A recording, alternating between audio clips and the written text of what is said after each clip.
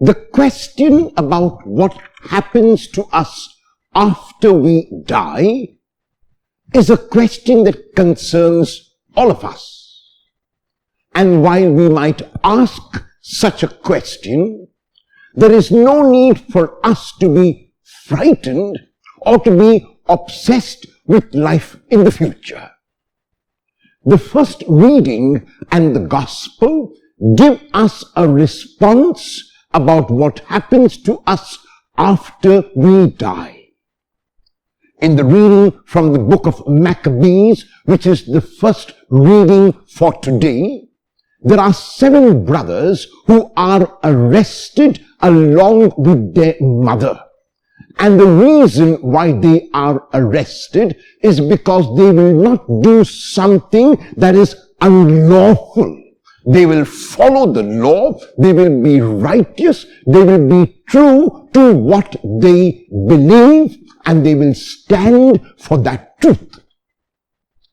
Because this is their stand, the king says to them that they are to be killed.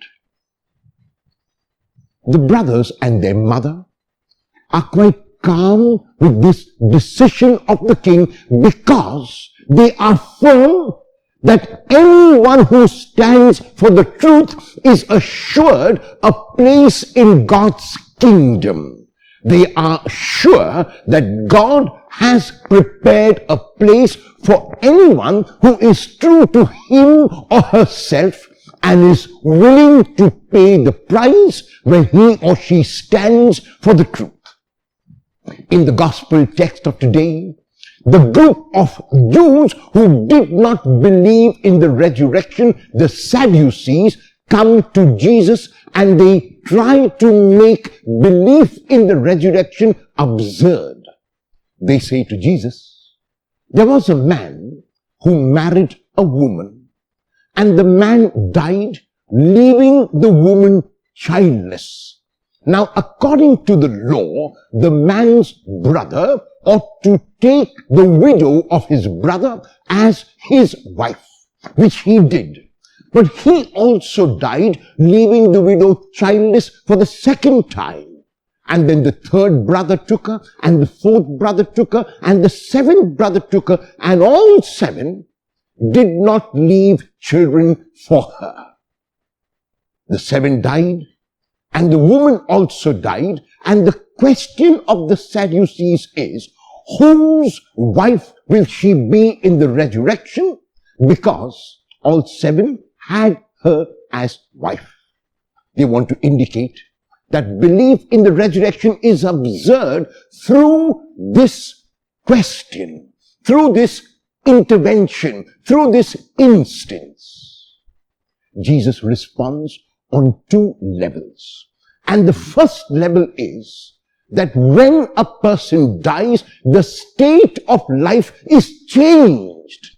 When a seed is sown into the ground, the seed has its own properties. However, when the seed is sown into the ground and comes up as a tree, it is quite different from the seed. No one will be able to recognize the seed in that tree or what the seed was before it became a tree. And this is the same thing which happens with us when we are raised from the dead. In the new life, in the life in God's kingdom, there is no being married and being given in marriage. And so, the question about whose wife she will be in the resurrection does not arise because each individual will be able to see the face of God and will be content only with that grace which God gives. The second example which Jesus gives is this, that the God whom we believe in is not a God of the past. The God whom we believe in is not a God of the future. When God reveals himself to the people, he reveals himself as a God of the living and not a God of the dead. He reveals himself as a God of the now, not as a God of the past or of the future. And that is why the name of God is ego eimi. Ego eimi are two Greek words which when translated into English are I am. God is not I was. God is not I will be. God is I am. God is present. God is now.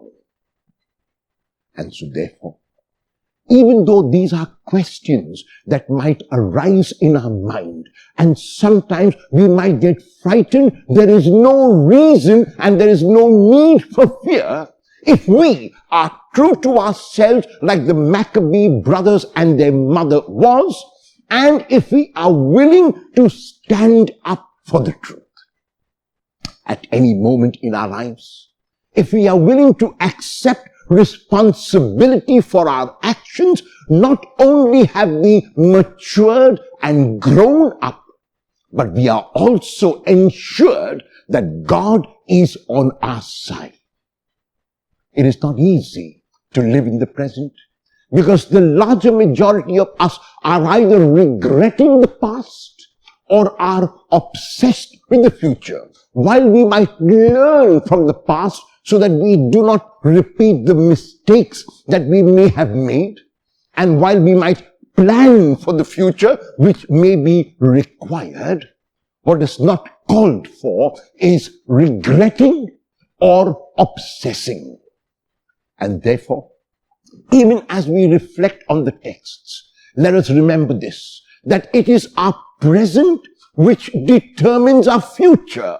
It is how we act now which will be determined later. And so, there is no reason whatever for us to focus on the future or on the later, but to focus on the now.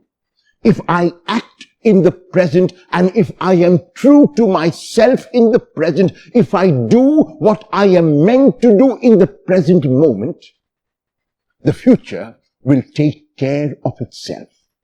There is a beautiful song which says, I know not what the future holds, but I know who holds the future.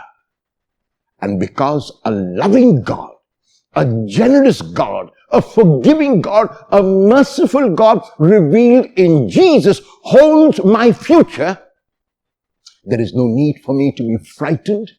There is no need for me to be anxious or worried. There is only the need for me to live in the now. Is your God a God of the past? Is your God a God of the future? Or is your God a God of the now? Is your God only a God in the heavens? Or is your God like the God of Jesus, Emmanuel, which means God is with us? Let us take then the readings to heart and learn from the Maccabee brothers that we will stand up for what we believe in. We will stand up for the truth no matter how difficult it might be, no matter what the consequences might be. That we will live only in the now, that we will live in the present, confident that our future is in the hands of a loving and forgiving God.